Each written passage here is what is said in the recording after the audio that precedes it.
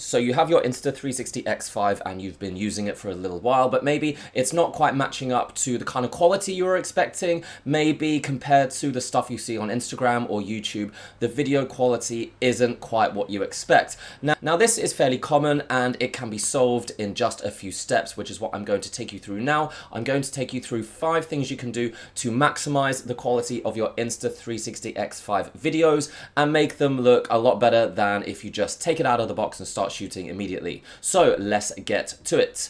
First and foremost, before you start shooting, you need to select the right settings for your camera. It really does make quite a bit of difference. The right settings can be found in the menu system of the camera, and I can show you right here. First off, you want to select almost always, unless you're shooting some very fast-moving action shots, 8K at 30 frames per second. That's going to give you the maximum quality. Shooting at the 8K resolution allows us to reframe our videos and still maintain a high quality. The only time when I would really recommend going down to 5.7K is if you wanted to shoot at 60 frames per second, which you would want to do perhaps in some fast moving shots.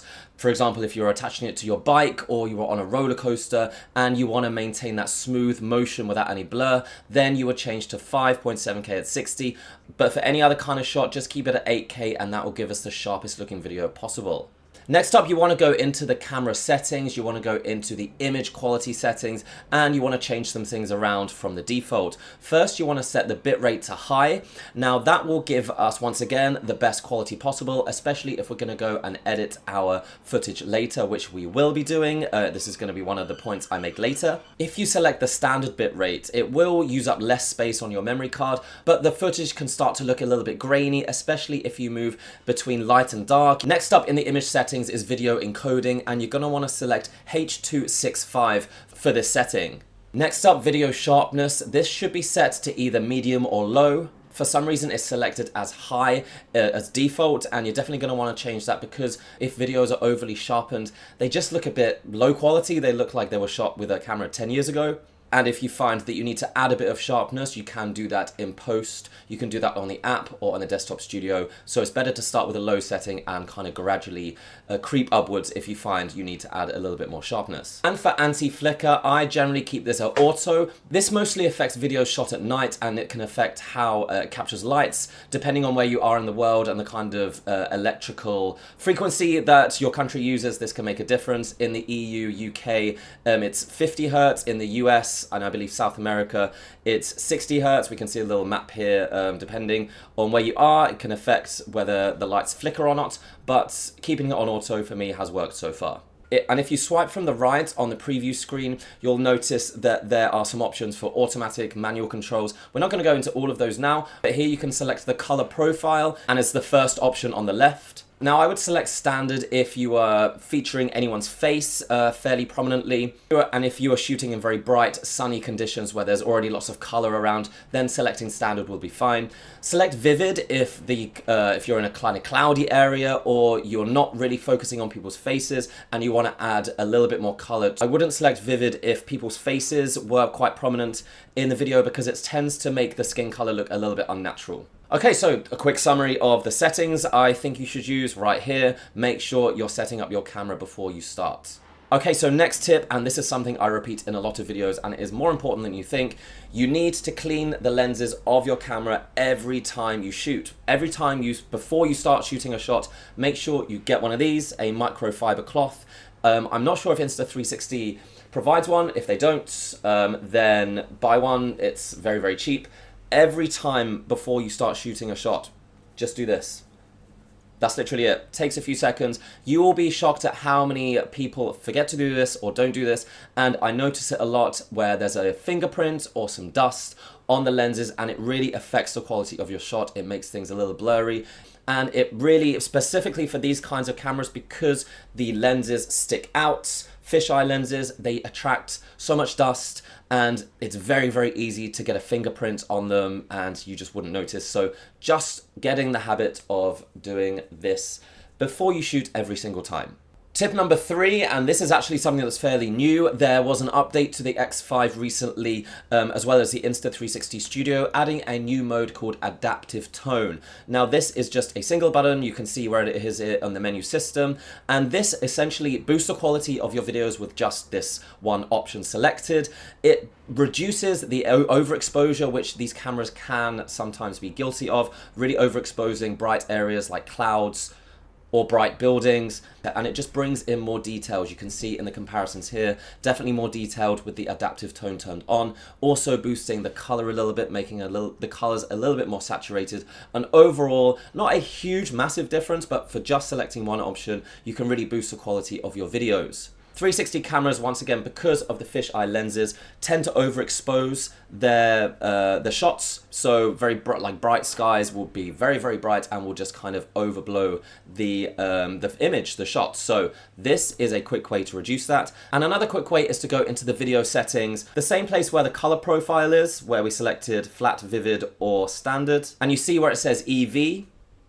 Now go in there, and I would select, probably if you're shooting in daylight or very bright conditions, maybe -3 or -7, and this will also help reduce that overexposure and bring out more details. Right, so you've set up your camera correctly and you've gone out and shot some cool videos.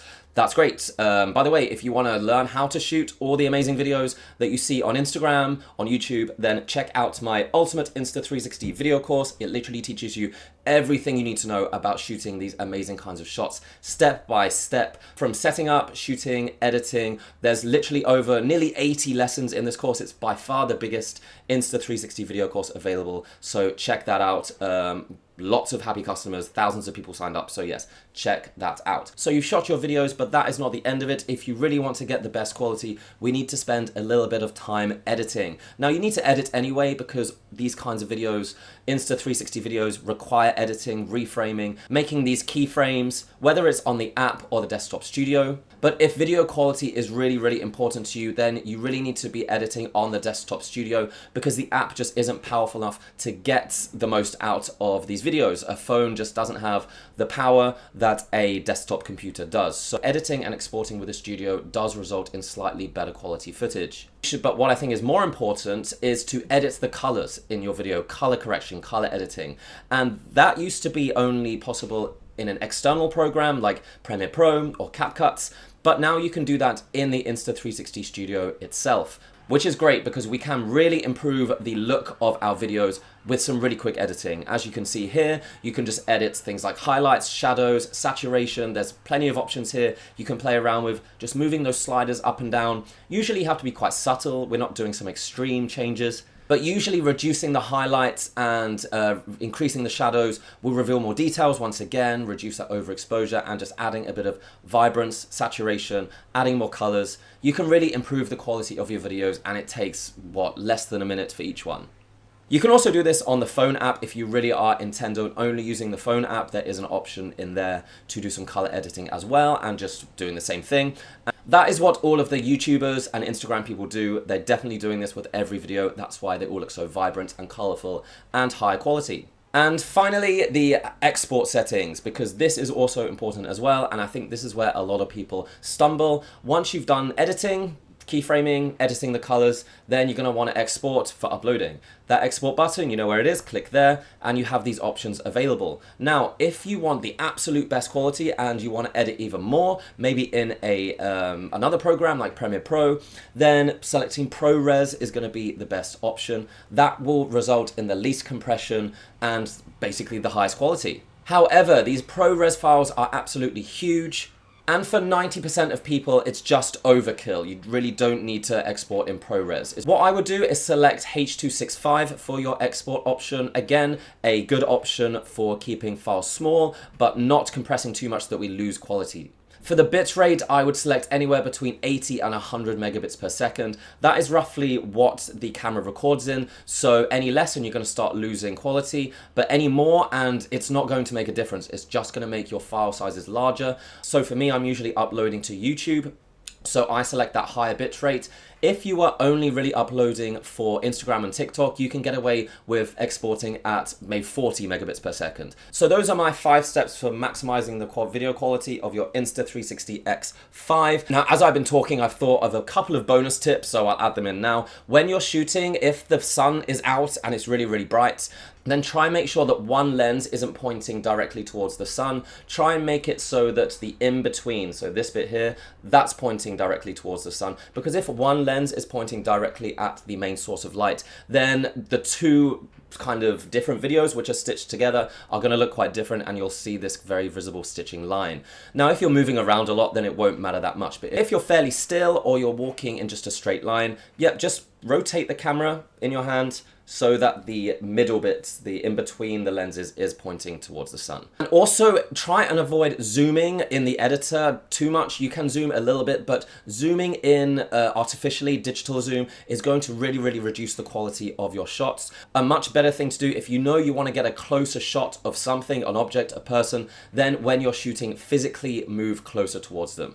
Because even though we're shooting in 8K, that is spread over 360 degrees, and it's not enough to allow for zooming. It really will make your videos look really pixelated and low quality. So if you follow those tips, guys, it really should help you boost the quality coming out of your Insta360 X5, which is already fairly decent. It's definitely a jump up from the last version. Remember, if you want to learn everything there is to know about your Insta360 camera and how to get the most out of it, check out that course. I got 20% off for anyone clicking the link in this description of this video only. So yeah, check that out. If you have any questions, feel free to ask. I will get back to you. But until next time, guys, see you later. Bye.